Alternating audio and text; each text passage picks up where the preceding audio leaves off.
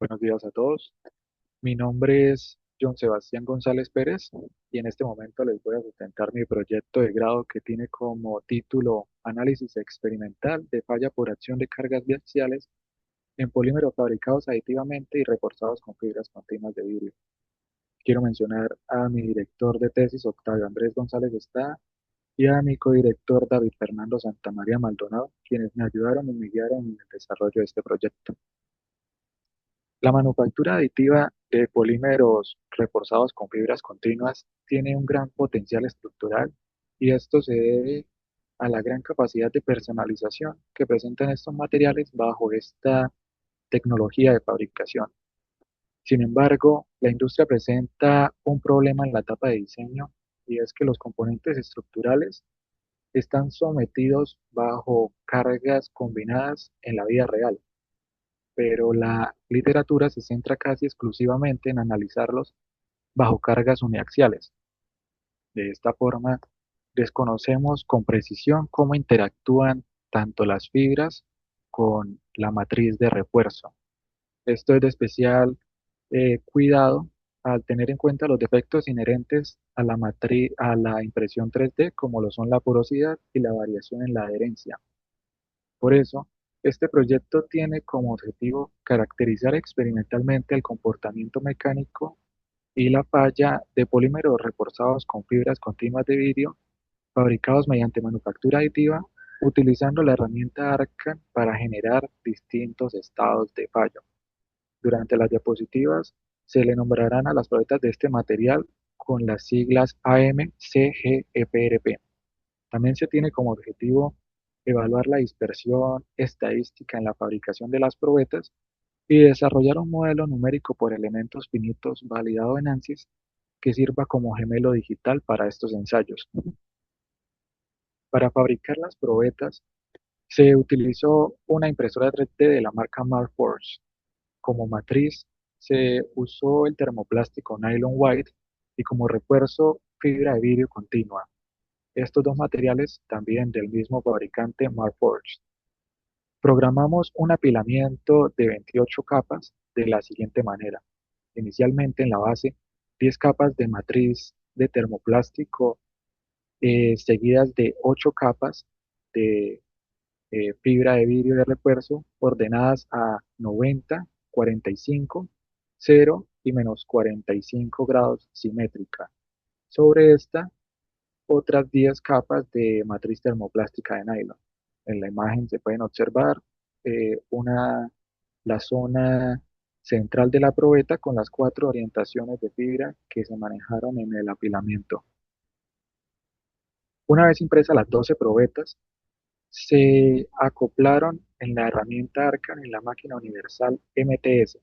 Esta herramienta nos permitió generar los tres estados combinados de carga que se querían estudiar. Estos son, como se observa en la imagen, a tracción a 0 grados, eh, con carga combinada a 45 grados y cortante a 90 grados. Los ensayos se hicieron bajo un régimen cuasi estático de 1 milímetro por minuto como velocidad de cruceta. Y bajo cada uno de estos tres ensayos, bajo cada uno de estos tres estados de carga se ensayaron 4 probetas. En la imagen a la derecha se puede observar ya cómo luce el sistema con la máquina universal MTS, ya con la herramienta Arcan acoplada y una probeta a 0 grados lista para ensayar. Pasando a los resultados, analizamos las curvas promedio de fuerza versus desplazamiento.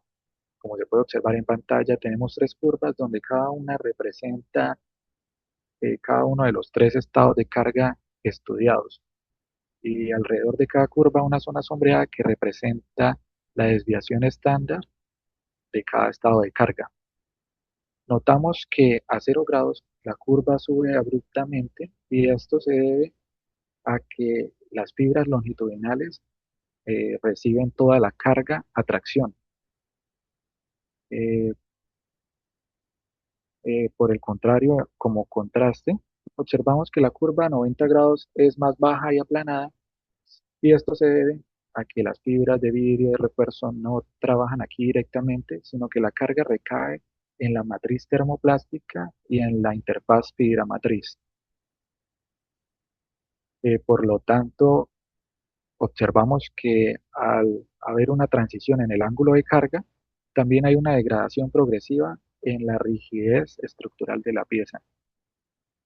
Para analizar esto de una forma cuantitativa, se hizo un análisis sobre las tres curvas en el rango estrictamente elástico lineal de 0,4 a 0,6 milímetros de desplazamiento. En la tabla observamos el valor de la rigidez más alto que se presentó para el estado de carga a 0 grados y observamos una reducción en la rigidez del 19,3% para el estado de carga combinada y finalmente una caída en la rigidez total de 42,4% para el estado de carga a 90 grados. Pero en la industria, la confiabilidad en la fabricación es tan importante como la resistencia máxima de la pieza. Por esta razón, hicimos un análisis estadístico de la dispersión de los datos en los ensayos con un análisis de Weibull. A simple vista, ensayar a 0 grados nos da la carga máxima más alta. Sin embargo, esto trae consigo una dispersión más elevada con un coeficiente de variación del 25,46% y un módulo de Weibull bajo de 3,91. Esto se debe a que cuando las fibras son cargadas a tracción, estas son altamente sensibles a defectos. Si, si un filamento presenta alguna irregularidad microscópica, esto desata una rotura prematura. Como contraste, se puede observar que cuando se carga a 90 grados obtenemos una dispersión menor con un coeficiente de 14,29% y un módulo de Weibull más elevado de 7,89. Esto se debe a que como la carga depende del termoplástico mayoritariamente, este presenta un comportamiento más homogéneo y predecible cuando se carga a cortante, aunque el costo de esto es una resistencia máxima menor. Y como era de esperarse, cuando se carga a 45 grados, podemos obtener características promedio de las dos anteriores. Al analizar visualmente las probetas ensayadas, pudimos observar algunos patrones comunes de fallo para cada uno de los estados de carga. Por ejemplo, en la figura A se puede observar cuando se carga en el estado a 0 grados una fractura homogénea y frágil de las fibras de vidrio y una falla localizada en la región central de la probeta. Cuando ensayamos las probetas a 90 grados, observamos un cizallamiento de la matriz de nylon y un alto grado de laminación. Y finalmente, a 45 grados, observamos un comportamiento de fallo más complejo que combina rotura de los haces de fibra de una manera no uniforme, junto con un desgarro severo de la matriz que se proyecta diagonalmente y un alto grado de desprendimiento interlaminar. Bueno, en cuanto al desarrollo del modelo numérico, discretizamos las 28 capas de material individualmente con una altura de 0,1 milímetros, siguiendo el mismo patrón de apilamiento y de orientaciones de fibra. Posteriormente, se hizo un refinamiento de malla en la sección crítica de la probeta con elementos de 0,5 milímetros. Y finalmente, se aplicaron las condiciones frontera que hacen que el modelo numérico represente la física a la que se sometió las probetas en el laboratorio, como la sujeción de la herramienta Arcan y los desplazamientos ejercidos por la máquina de ensayos universales. En cuanto a las propiedades que se utilizaron para alimentar este modelo numérico, tenemos la siguiente tabla donde observamos que a la matriz de nylon se le dio un comportamiento isótropo lineal y por lo tanto aparecen las dos constantes elásticas que definen este comportamiento y a la fibra de refuerzo se le otorgó un comportamiento ortótropo lineal y esas son las 9 constantes elásticas que definen el comportamiento que le dimos. Pero para correlacionar los datos obtenidos en los ensayos de laboratorio con el modelo numérico, se extrajeron las fuerzas de reacción en los apoyos de las probetas al aplicar un desplazamiento estrictamente en el rango elástico lineal para los estados de carga puro y este desplazamiento es el mismo de 0,4 a 0,6 milímetros. Una vez hecho esto, vemos la rigidez aparente del modelo. Al ejecutar las primeras simulaciones, observamos que el modelo sobreestimaba la rigidez en un factor de 2,2. Esto es fenomenológicamente correcto, ya que un modelo ideal omite de cierta forma los defectos implícitos en la manufactura 3D y asume materiales y uniones perfectas entre estas. Además, no tiene en cuenta ningún error durante la fabricación de las probetas y tampoco tiene en cuenta la flexibilidad de las holguras del, del ensamble real.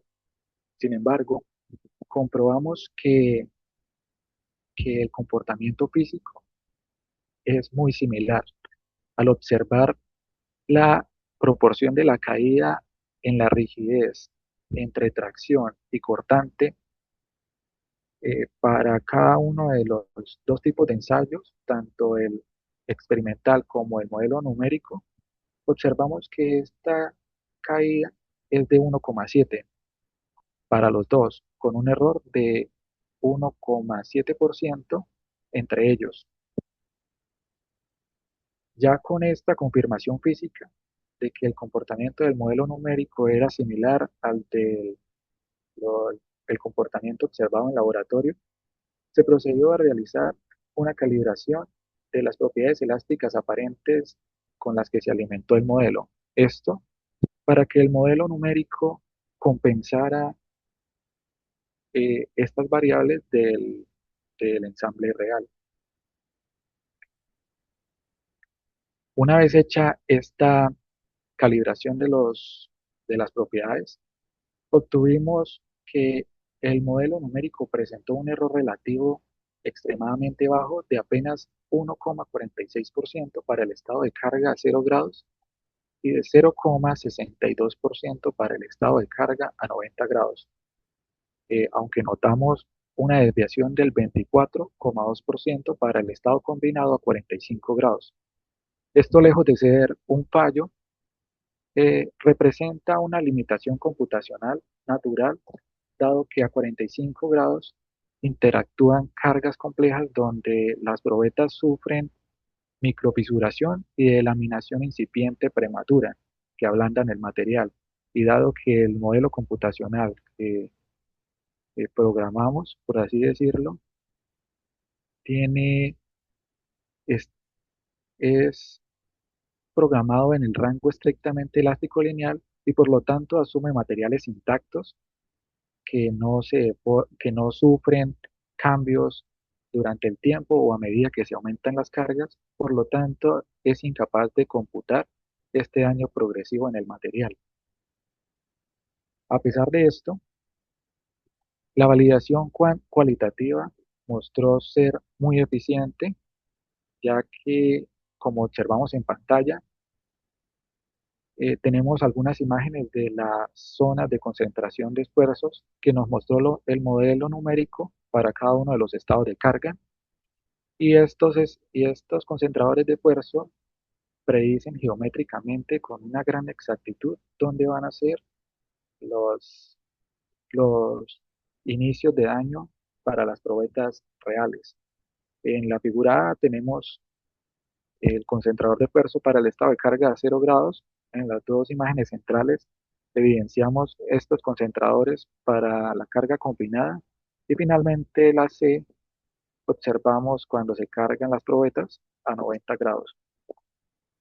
Como conclusión, Observamos que la eficiencia más máxima en estas probetas se logra cuando se alinea la carga con las fibras ortotrópicas a 0 grados y que a medida que el ángulo de carga aumenta a 90 grados, eh, observamos una caída en la rigidez hasta de un 42,4%, ya que la carga recae sobre la matriz y sobre la interfaz fibra-matriz y no directamente sobre las fibras.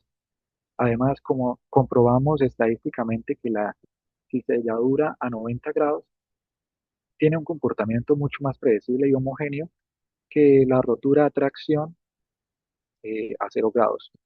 Además, le dejamos a la Escuela de Ingeniería Mecánica un- una metodología estandarizada y un gemelo digital con un error relativo inferior al 1,5% para los estados de carga puro. Y como recomendaciones para trabajos posteriores, se propone evolucionar las simulaciones a modelos de daño progresivo que capturen mejor en ANSYS las cargas combinadas. Además, se propone ampliar la envolvente de falla, estudiando experimentalmente ángulos intermedios como 15 grados, 30 grados, 60 y 75 grados. Y además se propone eh, utilizar esta metodología comprobada para refuerzos alternativos como la fibra de carbono. Muchas gracias y quedo atento a cualquier pregunta.